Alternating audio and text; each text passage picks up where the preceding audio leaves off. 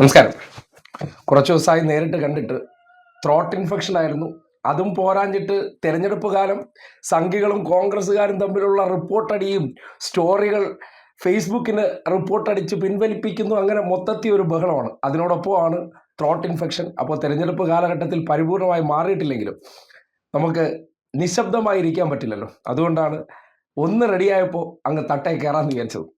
അപ്പോൾ ആദ്യമായിട്ട് ഇന്നത്തെ വിഷയത്തെക്കുറിച്ച് പറയാനുള്ളത് മാതൃഭൂമിയുടെ ഒരു ചർച്ച കാണുകയായിരുന്നു. അതായത് കഴിഞ്ഞ ദിവസം വി.ഡി. സതീശൻ്റെ ഒരു ചിത്രം മുഖ്യമന്ത്രി പുറത്തേക്ക് വിട്ടല്ലോ. അതായത് പഴയ ചിത്രം തന്നെയാണ്.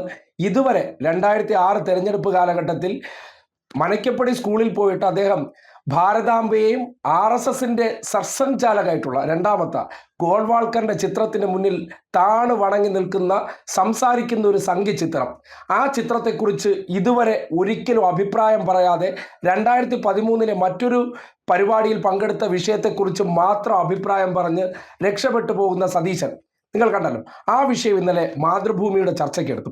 സ്വാഭാവികമായിട്ടും ഈ ചർച്ചയിൽ പങ്കെടുത്തുകൊണ്ടിരിക്കുമ്പോൾ എതിർ പാനലിസ്റ്റിനെ നമ്മൾ അധിക്ഷേപിക്കേണ്ടി വരുന്നത് എപ്പോഴായിരിക്കും. അത് ചർച്ചയിൽ മാത്രമല്ല, ഏത് സന്ദർഭത്തിലായിക്കോട്ടെ, ഒരാൾ പറയുന്ന വിഷയത്തെ കൗണ്ടർ ചെയ്യാൻ പറ്റാതെ വരുമ്പോൾ സ്വാഭാവികമായിട്ടും നമുക്ക് എന്തുണ്ടാകും? പ്രകോപനമുണ്ടാകും. പറയുന്ന കാര്യത്തെ നമുക്ക് ഖണ്ഡിക്കാൻ നമ്മുടെ കയ്യിൽ ആയുധമില്ല, നമ്മൾ നിരായുധരായി തീർന്നു എന്ന് തിരിച്ചറിയുമ്പോഴാണ് പലപ്പോഴും വ്യക്തി അധിക്ഷേപത്തിലേക്ക് കടക്കുക, അല്ലെങ്കിൽ ഈ പുലഭ്യം പറയുക, പുലയാട്ട് നടത്തുക എന്നൊക്കെ പറയുന്നത് ആ സന്ദർഭത്തിലാണ്. അതിന്നലെ കൃത്യമായിട്ട് മാതൃഭൂമി ചർച്ചയിൽ ജയിക്കിൻ്റെ കൃത്യമായിട്ടുള്ള വിമർശനങ്ങൾ കൊള്ളേണ്ടടുത്ത് കൊണ്ടു. ഇത്രയും കാലം ഒളിപ്പിച്ചു വച്ചിരുന്ന സതീശൻ്റെ സംഘി ബന്ധത്തിൻ്റെ ആ കളസം കീറുന്ന അവസ്ഥയായിരുന്നു ജയിക്കിൻ്റെ പരാമർശങ്ങൾ. അതോടുകൂടിയാണ് കോൺഗ്രസ് നേതാവിൻ്റെ പിടിവിട്ടു പോയത്. പിന്നെ സംഭവിച്ചത് എന്താണെന്ന് നിങ്ങൾ കാണും. കോൺഗ്രസ്സുകാർക്ക് ചരിത്രം അറിയില്ല. കോമാളി ചരിത്രം കോമാളിയാണ് ജയിക്ക്. കോമാളി എനിക്ക് പറയാൻ ഇടപെട്ടേ പറ്റുള്ളൂ. തോമസ് ഐസക് രമേശ് പിഷാരടിനെ കോമാളി എന്ന് വിളിച്ചപ്പോൾ താങ്കൾക്ക് പ്രശ്നമായിരുന്നല്ലോ. ഇപ്പൊ പ്രശ്നമില്ലേ കോമാളിന്ന് താങ്കൾ വിളിക്കുമ്പോൾ? അയ്യേ വിളിച്ചുകൊണ്ട് ഒരു ചർച്ചയ്ക്ക് ചുറ്റും നിലവിളിച്ചുകൊണ്ട് നടക്കുന്ന ഒരു കോൺഗ്രസ് പ്രതിനിധിയുടെ അനുഭവം എന്റെ ഇത്തരം ഒരു സംവാദ ജീവിതത്തിൽ ആദ്യം കാണുകയാണ്. ഇരിക്കട്ടെ, ഞാൻ അതൊന്നും മോശമാണെന്ന് പറയില്ല. കോൺഗ്രസിന്റെ യഥാർത്ഥ നിലവാരം ഇങ്ങനെയൊക്കെ കാണിക്കാറുണ്ട് എന്നേ ഞാൻ കരുതുന്നുള്ളൂ. ഞാൻ അതിൽ കുറച്ചൊന്നും കരുതുന്നില്ല. അപ്പൊ ആ നിലവാരം എന്തായാലും അങ്ങ് തുടരുക. എനിക്ക് എല്ലാ ഭാവങ്ങളുമാണ് എനിക്ക് അക്കാര്യത്തിൽ നേരാനുള്ളത്. പിന്നെ ഇവിടെ ഉയർന്നു വന്ന പ്രശ്നം അല്ല, അങ്ങനെ ഇടയ്ക്ക് കയറി ഇടപെടണ്ട. അല്ല, അങ്ങനെ ഇടയ്ക്ക് കയറി നിലവാരമില്ലാത്ത വർത്തമാനം പറഞ്ഞാൽ അങ്ങനെ തന്നെ ഇടപെടും. എന്താ ഇതൊരു മര്യാദയാണോ?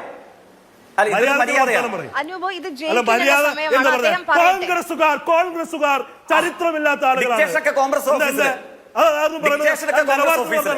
ആ മാതിരി വർത്താനമായിട്ട് ഇങ്ങോട്ട് വരണ്ട.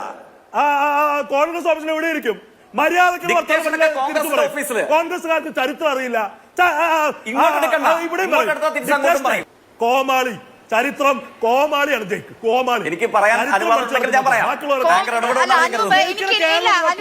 ഇടപെട്ടേ പറ്റുള്ളൂ. തോമസ് ഐസക് രമേശ് പിഷാരടിനെ കോമാളി എന്ന് വിളിച്ചപ്പോൾ താങ്കൾക്ക് പ്രശ്നമായിരുന്നല്ലോ. ഇപ്പൊ പ്രശ്നമില്ലേ കോമാളിന്ന് താങ്കൾ വിളിക്കുമ്പോൾ? യഥാർത്ഥ കോമാളി ജയിക്കാണെന്നേ. യഥാർത്ഥ കോമാളി ജയിക്ക പിഷാരടിയല്ല. കേരളത്തിലെ എല്ലാ ചാനൽ ചർച്ചയിൽ വന്ന് കോമാളി ജയിക്കാം. ഒരു ചർച്ചയിൽ പാലിക്കേണ്ട മിനിമം നിലവാരമുണ്ട്. ഒരു ചർച്ചയിൽ പാലിക്കേണ്ട മിനിമം നിലവാരമുണ്ട്. രമേശ് പിഷാരടിക്കെതിരെ തോമസ് ഐസക്കിന് ഖേദപ്രകടനം നടത്തേണ്ടി വന്നു. ആ വാക്കാണ് ഇപ്പോൾ താങ്കൾ ജയിക്കിനെതിരെ ഉന്നയിച്ചിരിക്കുന്നത്. അതിവിടെ അംഗീകരിക്കാൻ കേട്ടല്ലോ. ഈ അടുത്ത ദിവസമാണ് മുൻ ധനമന്ത്രിയായിട്ടുള്ള തോമസ് ഐസക് പാലക്കാട് മത്സരിക്കുന്ന കോൺഗ്രസ് സ്ഥാനാർത്ഥിയായിട്ടുള്ള വ്യക്തിയുടെ അന്നത്തെ പരാമർശത്തെ മുൻനിർത്തി കോമാളി എന്നൊരു വാക്കുപയോഗിച്ചപ്പോൾ എന്തൊരു കുരുപൊട്ടലായിരുന്നു. അദ്ദേഹം അത് പിൻവലിച്ച് ക്ഷമാപണം നടത്തി. പക്ഷേ കോൺഗ്രസ്സുകാർ ആ ഉന്നയിച്ച ആക്ഷേപത്തിൽ എന്തെങ്കിലും അർത്ഥമുണ്ടോ? അങ്ങനെ ഉപയോഗിക്കാത്തവരാണ് ഇവരെന്ന് നിങ്ങൾക്ക് തോന്നുന്നുണ്ടോ? അപ്പോൾ എന്താണ്? അവസരത്തിനൊത്ത് വാചക കസർത്ത് നടത്തുക. അതാണല്ലോ ഇവർ ചെയ്തുകൊണ്ടിരിക്കുന്നത്. അതുകൊണ്ടാണല്ലോ ഒരു ചാനൽ ചർച്ചയാണെന്ന് പോലും മനസ്സിലാക്കാതെ വ്യക്തിക്കെതിരെ അധിക്ഷേപം കൊണ്ട് മൂടിയിട്ട് മറ്റേ വിഷയം ഈ സതീശൻ പോയി മനക്കപ്പടി സ്കൂളിലെ RSS ശാഖയിൽ പോയി അവരുടെ ഗോൾവാൾക്കർ ജയന്തി ഉദ്ഘാടനം ചെയ്ത് ഭാരതാംബയ്ക്ക് മുന്നിലും ഗോൾവാൾക്കറിന് മുന്നിലും തൊഴുതു നിന്നതിൽ മറുപടി ഇല്ലാതാകുമ്പോൾ എന്ത് ചെയ്യണം? അതിനെ സംബന്ധിച്ച് കൃത്യമായിട്ടുള്ള കൗണ്ടർ ചോദ്യങ്ങളും ഒപ്പം തന്നെ സതീശൻ ചെയ്ത പ്രവർത്തനങ്ങളെ സംബന്ധിച്ച് ജനങ്ങൾക്ക് മനസ്സിലാകുന്ന രീതിയിൽ കാര്യങ്ങൾ പറഞ്ഞു വെക്കുമ്പോൾ ഇങ്ങനെയല്ലാതെ മറ്റെങ്ങനെയായിരിക്കും പ്രതികരിക്കാൻ കഴിയുക? യഥാർത്ഥ കോൺഗ്രസ്സുകാർ ഇതാണ്. കതറിട്ട് ഇവർ സുമുഖന്മാരെ പോലെ നടക്കുമ്പോൾ ഉള്ളാലെ ഇത്രയും മാലിന്യം പിടിച്ചവർ വേറെ ഇല്ല എന്നതാണ് ഈ രീതിയിൽ കാട്ടുന്ന ആത്മരോഷം കൊണ്ട് ബോധ്യപ്പെടുന്ന ഒരു കാര്യം. തെറി വിളിക്കാൻ ഒരു എല്ലില്ലാത്ത നാവ് മതി. അത് ആരെക്കൊണ്ടും പറ്റും, എവിടെയും പറ്റും. അത് ഒരു വ്യക്തിയുടെ മിടുക്കായിട്ട് കോൺഗ്രസ്സുകാർ കരുതേണ്ട കാര്യമില്ല. അതുകൊണ്ടാണ് ഒരു ചാനൽ ചർച്ചയാണെന്നും 10 പേർ കേൾക്കുന്ന ഇടമാണെന്നും തനിക്ക് പറയാനുള്ള കാര്യങ്ങളിൽ ഉത്തരമില്ലാതായി കഴിഞ്ഞാൽ കോൺഗ്രസ്സുകാരെല്ലാം ഈ നാട്ടിൽ ചെയ്തുകൊണ്ടിരിക്കുന്ന പ്രവർത്തനം എന്താണെന്ന് കൃത്യമായി തുറന്നു കാട്ടുന്നതാണ് മാതൃഭൂമിയിലെ ആ വിടുവായൻ്റെ ഇമാതിരിയുള്ള അധിക്ഷേപ ശരങ്ങളെന്ന് പറയേണ്ടി വരികയാണ്. ആ രീതിയിലേക്ക് ആ വ്യക്തി എത്തിച്ച ജയിക്കിൻ്റെ പോയിന്റുകൾ അതാണ് സമൂഹം മനസ്സിലാക്കേണ്ടത്. കോൺഗ്രസ്സുകാർക്ക് പോലും ഉത്തരം പറയാൻ പറ്റാത്ത രീതിയിൽ മനക്കപ്പടി സ്കൂളിൽ പോയി RSS ശാഖ നിരങ്ങിയിട്ടുള്ള വ്യക്തിയാണ് പ്രതിപക്ഷ നേതാവ് എന്നതാണ്. പ്രതിപക്ഷ നേതാവ് എന്ന കാര്യം അവർക്കും ന്യായീകരിക്കാൻ കഴിയാത്തൊരവസ്ഥയാണ്. അതിനെ സംബന്ധിച്ചുള്ള ചോദ്യങ്ങളിൽ നിന്ന് രക്ഷപ്പെടാൻ കോൺഗ്രസിന്റെ ചർച്ചാ പാനലിസ്റ്റുകൾക്ക് അധിക്ഷേപവും തെറിവിളിയുമല്ലാതെ മറ്റൊന്നുമില്ല എന്ന് ആ ചർച്ച തെളിയിക്കുന്നു.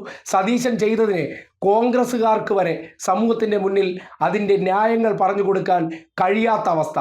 ഇതിൽ നിന്ന് നിങ്ങൾക്കും വായിച്ചെടുക്കാം ആരാണ് യഥാർത്ഥ സംഘപരിവാറുകാരൻ, കാക്കിയിട്ട നിക്കറുകാരനെന്ന് ലെവലേശം സംശയമില്ലാതെ ഏതൊരു വ്യക്തിക്കും വായിച്ചെടുക്കാവുന്നതാണ്.